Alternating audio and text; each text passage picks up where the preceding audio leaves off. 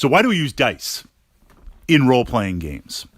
One of the most identifying factors is a set of dice. Some different shapes, some with different symbols. Sometimes it's a lot of dice, sometimes not so many dice.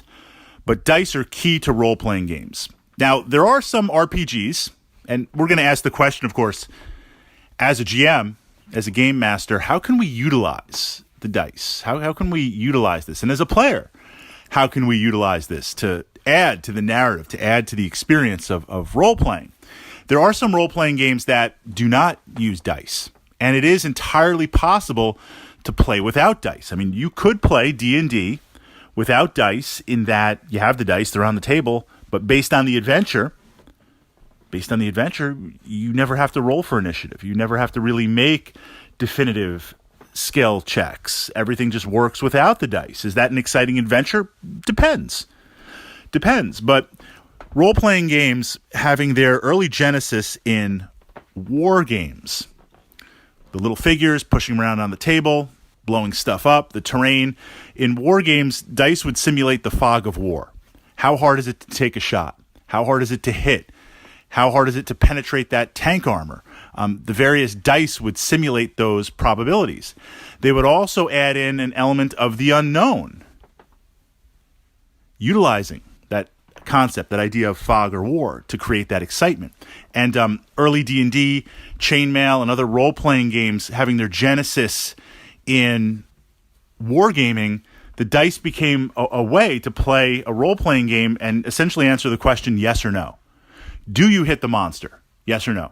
How much damage do you do? Kind of yes or no. Do you pass the skill check? Can your character really do it? Now, within the rules, a lot of times the DM will make the call.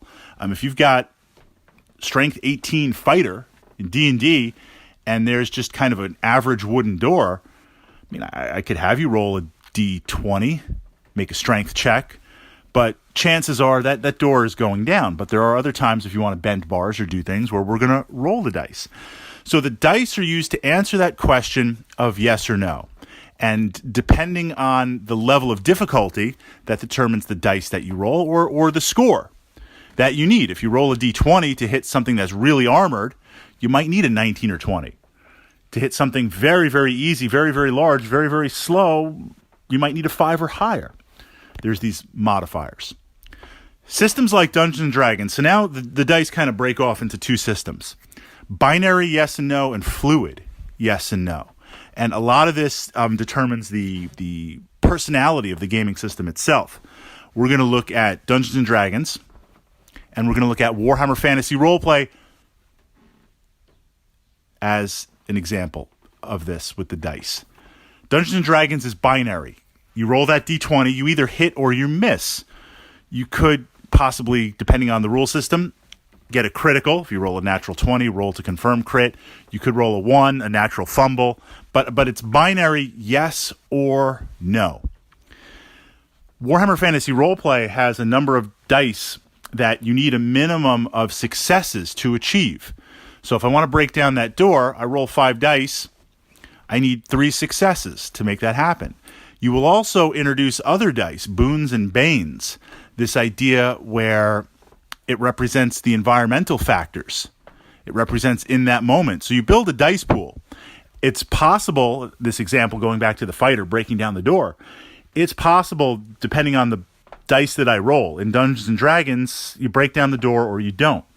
Warhammer Fantasy Roleplay, depending on what you roll, what you want to do, you could break down the door, slip on the mud, because it's the entrance to the dungeon, go through the room, crash into the table of goblins and orcs playing dice and cards, roll for initiative.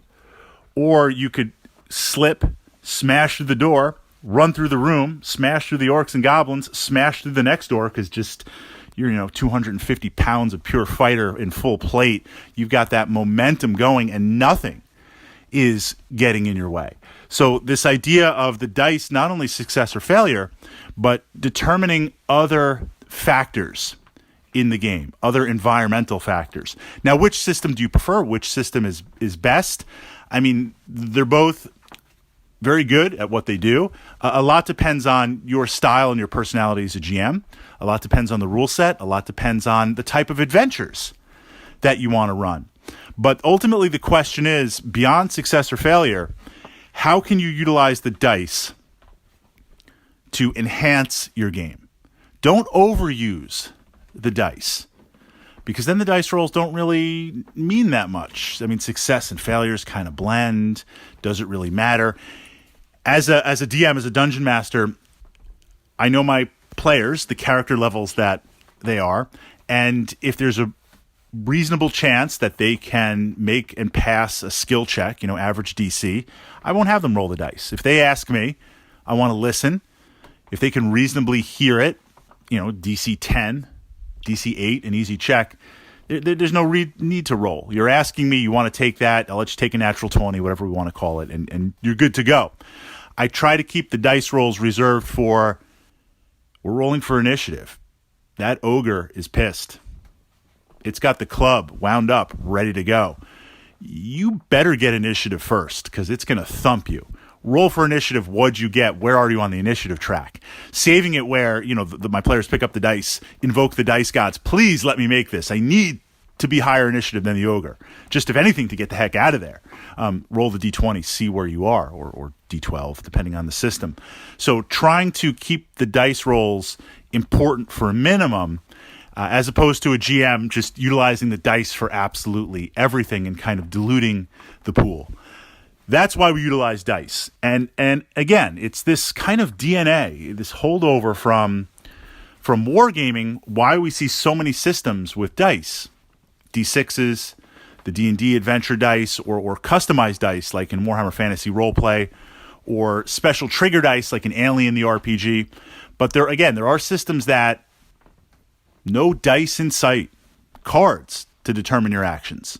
Invisible Sun makes use of dice to check things. Yes, it's a D10 system, so it's solid. But so much depends on the spells, the literal spell cards that you have, and your creative use, your absolute creative use of those spell cards. And that's what makes that system very, very unique with how it operates. The choice is up to you.